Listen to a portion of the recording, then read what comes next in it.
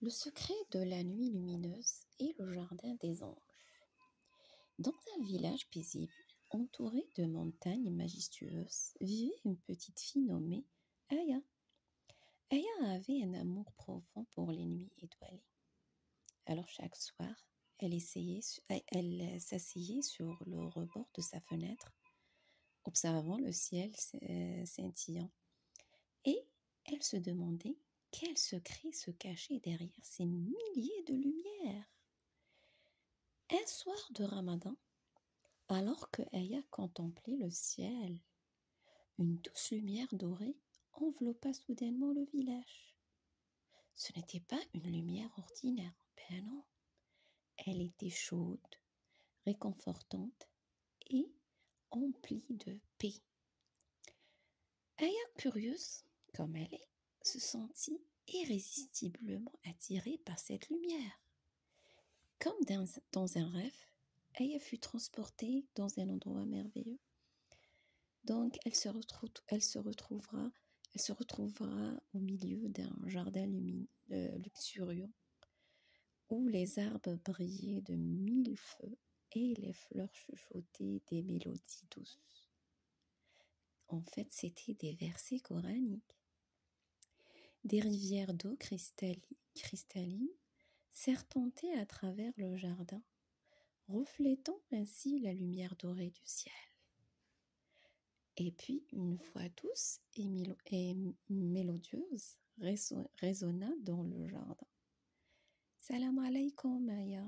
Tu es arrivée à Laylat al-Qadr, la nuit du destin, la nuit où les portes du ciel s'ouvrent pour laisser passer la lumière et la miséricorde d'Allah. Aya vit alors des anges magnifiques et lumineux qui descendaient du ciel en douceur. Leurs ailes étaient faites de lumière pure et leurs visages rayonnaient de paix. Ils portaient des plateaux d'argent remplis de lumière et de bénédictions. Eh oui, ce sont les anges de Laylat al-Qadr, expliqua la petite voix. Ils apportent la paix, la miséricorde et la bénédiction d'Allah sur la terre. Cette nuit est plus précieuse que 1000 mois, car c'est la nuit où Allah a révélé le Coran, son livre sacré au prophète Mohammed sallallahu alayhi wa sallam. Aya était émerveillée par la beauté des anges et la douceur de leur lumière. Elle comprit alors que le secret des étoiles qu'elle cherchait, en fait, était la réalité, le secret de l'amour et de la miséricorde d'Allah, qui se manifestait pleinement pendant cette nuit bénie. La foi reprit. Pendant cette nuit, Aya, les musulmans du monde entier se tournent vers Allah.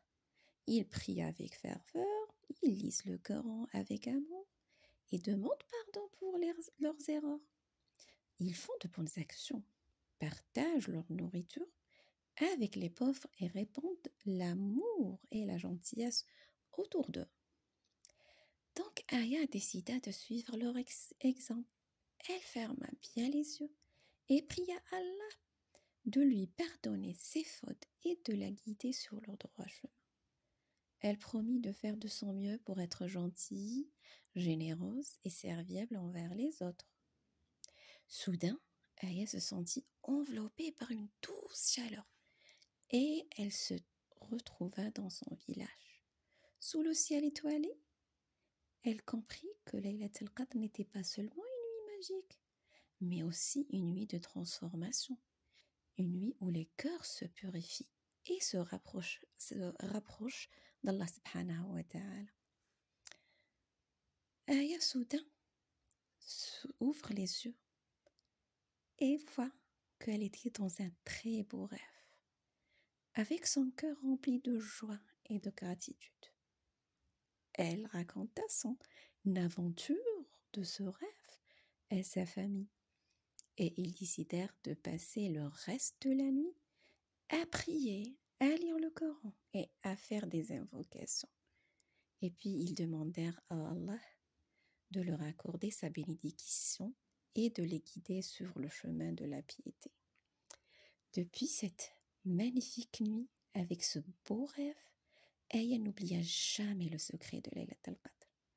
Elle continua à observer les étoiles. Mais elle savait maintenant que leur lumière était un rappel constant d'amour et de la miséricorde d'Allah, Subhanah, qui était toujours présent dans sa vie. Elle devint une enfant pieuse, généreuse et aimante. Et elle partagea son savoir avec tout ce qui l'entourait. Et puis voilà la fin de notre histoire, les enfants. Alors, quelle leçon on va retenir, mes enfants? Premièrement, Laylat al-Qadr est une nuit extraordinaire où Allah a révélé le Coran. Très bien, on le sait. Encore, pendant cette nuit, les anges descendent du ciel pour apporter la paix et la bénédiction d'Allah. Très bien, bravo. Encore, oui, les bonnes actions faites pendant Laylat al-Qadr sont très précieuses et sont récompensées par Allah. Aussi, il est important de prier, de lire le Coran et de demander pardon à Allah pendant cette nuit. Allahumma innaka afoun tuhibbul afwa fa'fu anna. C'est ça ce que répétait Rasul sallallahu alayhi wa sallam. Laylat al-Qadr est une nuit de transformation. Une nuit où les cœurs se purifient et se rapprochent d'Allah, les enfants. Donc, il est important d'être gentil, généreux et serviable envers les autres, comme l'enseigne l'islam.